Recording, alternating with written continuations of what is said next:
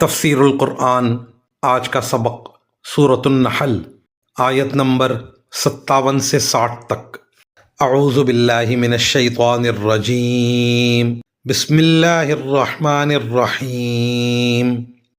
وَيَجْعَلُونَ لِلَّهِ الْبَنَاتِ سُبْحَانَهُ وَلَهُم مَّا يَشْتَهُونَ وَإِذَا بُشِّرَ أَحَدُهُم بِالْأُنثَىٰ ظَلَّ وَجْهُهُ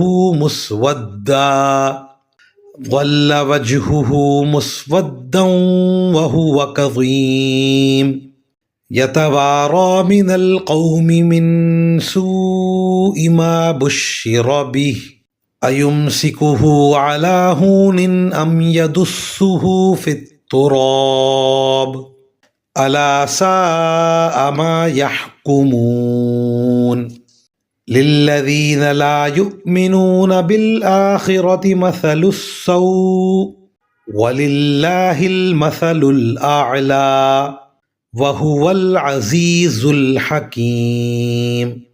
ترجمہ: اور اللہ کے لیے تو انہوں نے بیٹیاں گھڑ رکھی ہیں، سبحان اللہ، اور خود اپنے لیے وہ بیٹے چاہتے ہیں جو اپنی خواہش کے مطابق ہوں، اور جب ان میں سے کسی کو بیٹی کی پیدائش کی خوشخبری دی جاتی ہے تو اس کا چہرہ سیاہ پڑ جاتا ہے اور وہ دل ہی دل میں کڑتا رہتا ہے۔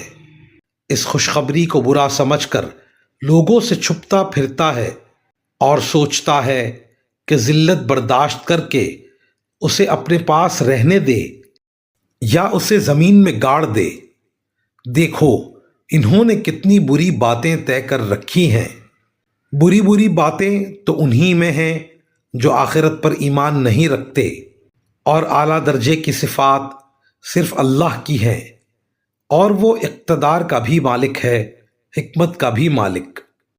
ان آیات کی تفسیر میں مفسرین کرام فرماتے ہیں، مشرکین عرب فرشتوں کو خدا کی بیٹیاں کہا کرتے تھے۔